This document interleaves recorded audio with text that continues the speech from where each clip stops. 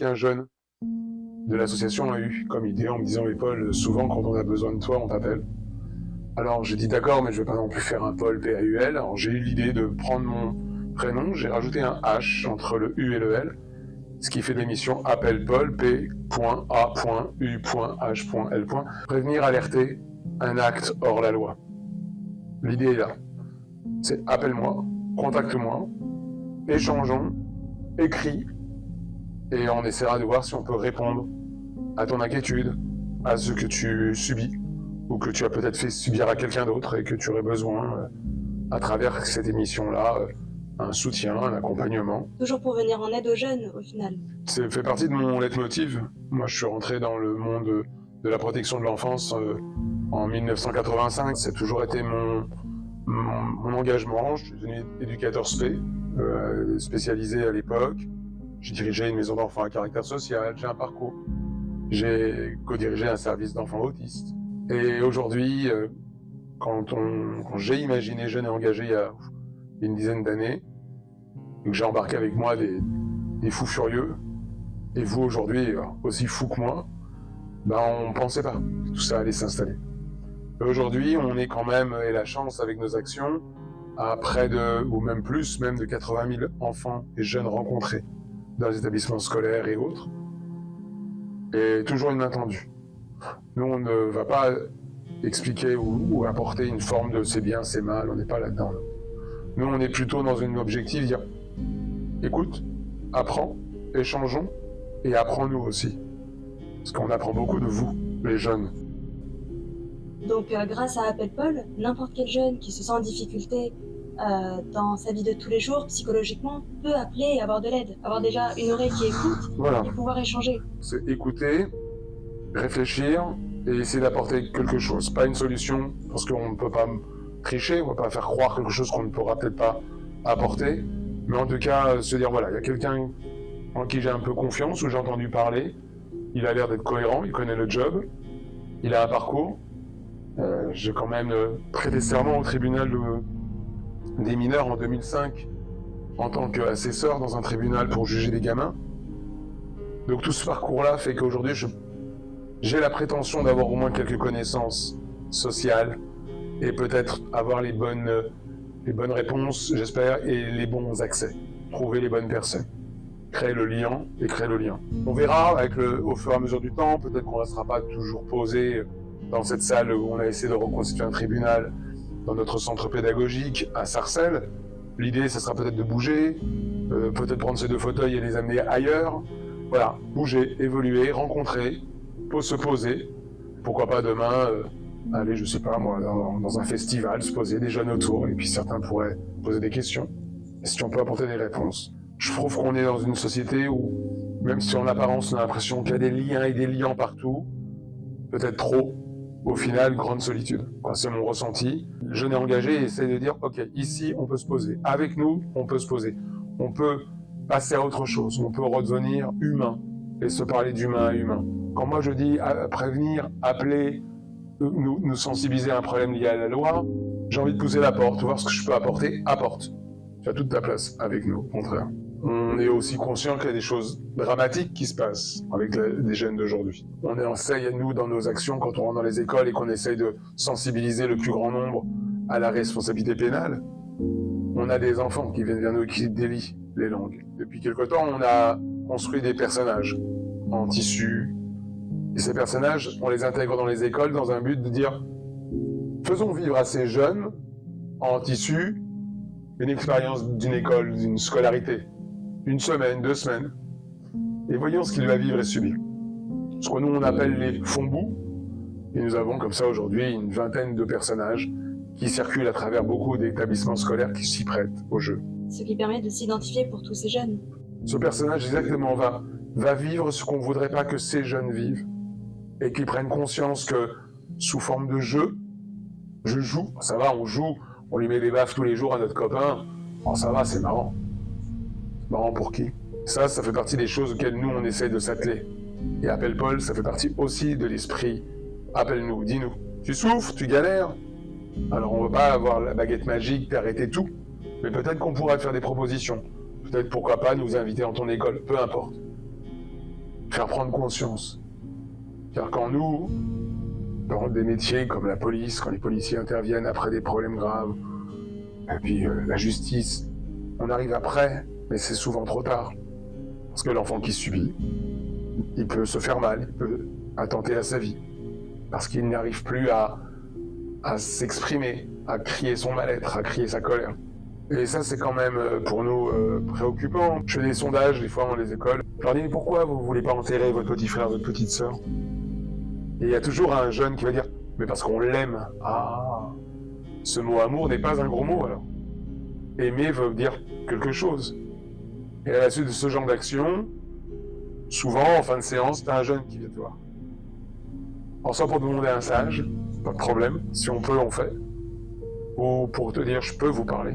Il me prend à part et il me dit, je suis pas une poucave, moi, monsieur. Hein. Pourquoi tu me dis ça? Parce que dans la classe, j'ai une camarade. Et elle vit quelque chose d'infernal depuis 2 ans. Je ne m'attends pas à avoir la révélation que je vais avoir. D'abord, le mot poucave me dérange. Pourquoi?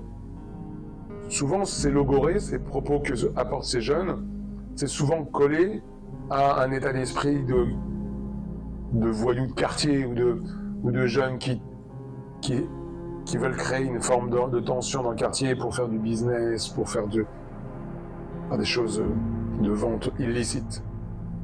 Mais là, j'ai compris qu'il ne venait pas me parler de ça. Et c'est terrible, c'est qu'il n'arrivera pas à faire la distinction entre alerter une situation grave d'une fillette qui vit quelque chose d'inacceptable, et lui, il va le rajouter à « oui, mais moi, je ne veux pas balancer, je ne suis pas une balance ». Cette notion, elle est importante. Si un jeune n'arrive plus à faire cette différence-là, si sauver la vie de quelqu'un, c'est dire je préfère ne rien dire pour ne pas passer aux yeux des autres, être une balance, il y a un problème dans notre société. Donc je lui explique et il est convaincu. Je lui dis mais qu'est-ce que tu veux me dire? Il n'y a aucun risque, je ne vais pas étaler la chose devant tout le monde et dire que c'est toi qui me l'as dit.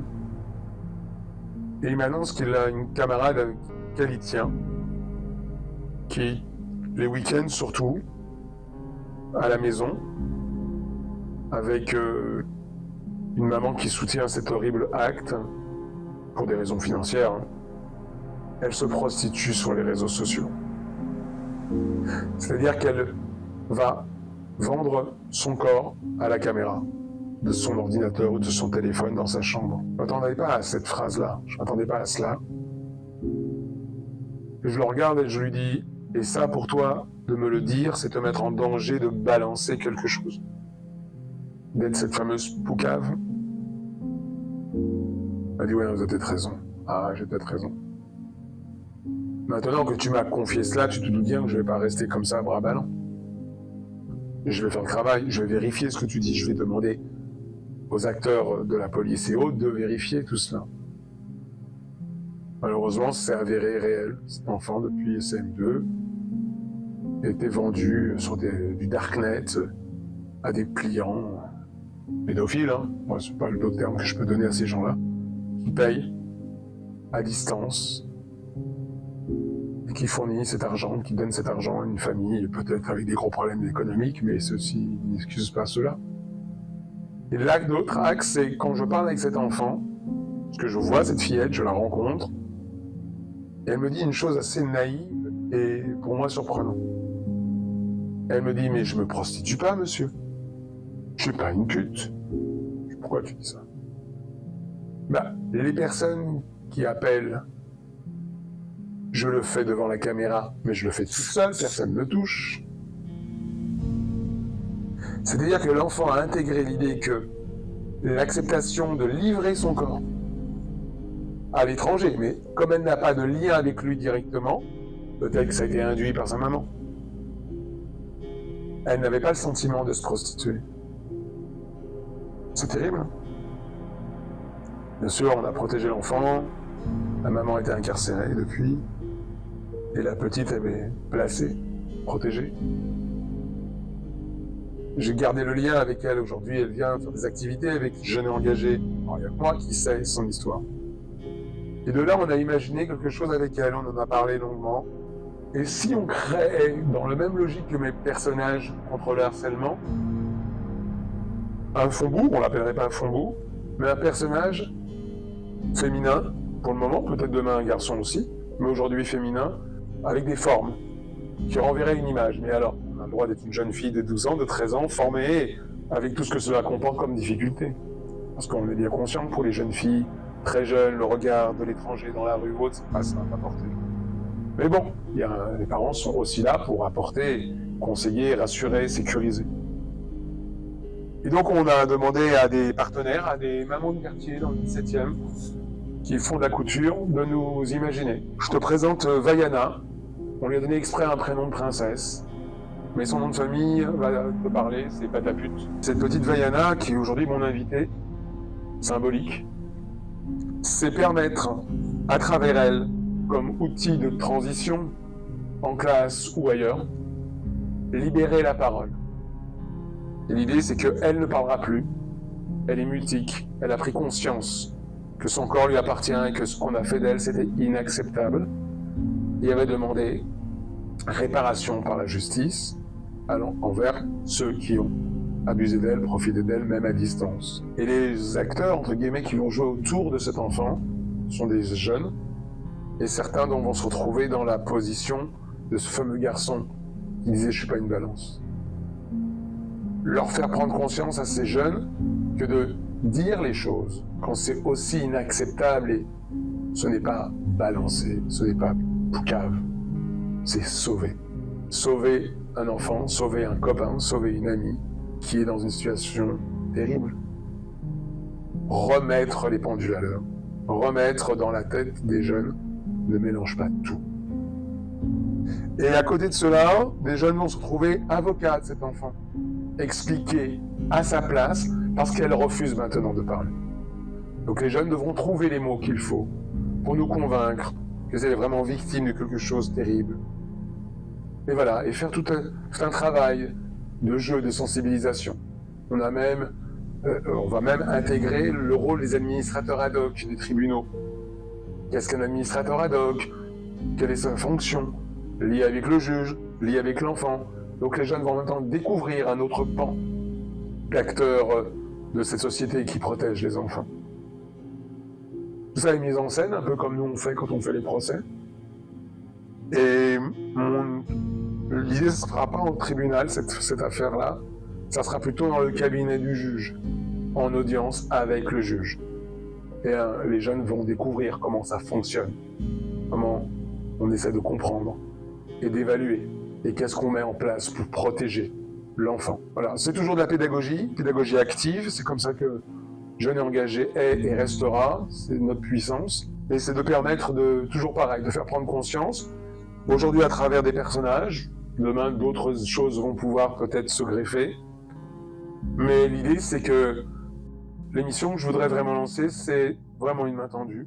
Appel Paul, réfléchir, entendre, écouter, et peut-être être force de proposition, et en tout cas donner le sentiment à l'autre que tu n'es pas tout seul. Alors à bientôt, je vous attends, chaque lundi, vous aurez une émission d'Appel Paul. N'ayez pas peur de réagir, d'envoyer des likes, ou même poser des questions, même si c'est pas du direct, je les prendrai en compte et on vous répondra à la prochaine émission. Portez-vous bien.